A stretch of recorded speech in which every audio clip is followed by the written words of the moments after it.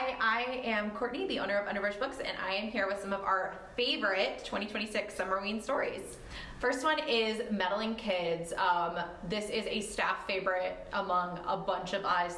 This is basically that one television show we all grew up with a gang and their dog that go to solve mysteries, but it's answering the question of what happens after those kids grow up. This does take place at a summer camp. It's funny, it's campy in the best way possible. Camp Damascus by one of our favorite horror authors. This takes the summer camp horror to a whole nother level by setting it in a conversion camp. This one really subverts the trope of queer folks in horror. Summer of the Serpent takes place in 1970s Guadalajara, Mexico.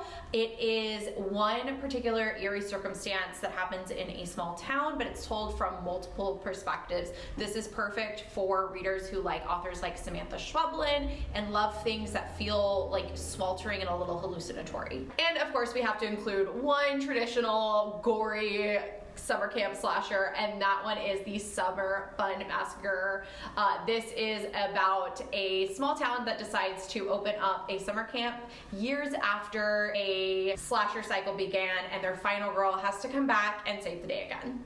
This is one of my favorite summer reads because it is small enough that you can take it to the lake and read it in a single day. This is from a store's favorite author, Stephen Graham Jones. It is about a group of teens that decide to play one last summer prank, and of course that goes horribly, horribly wrong. What is summer without a trip to the happiest place on earth? This is about a woman who plays a particular ice princess at a mouse-themed amusement park. This is very much the ultimate good for her horror novel, and it's pretty gory, especially if you don't like things with eyes. Diavola takes place in a demonic Italian villa. It is basically White Lotus meets Succession with a family of horrible people who end up in even worse circumstances.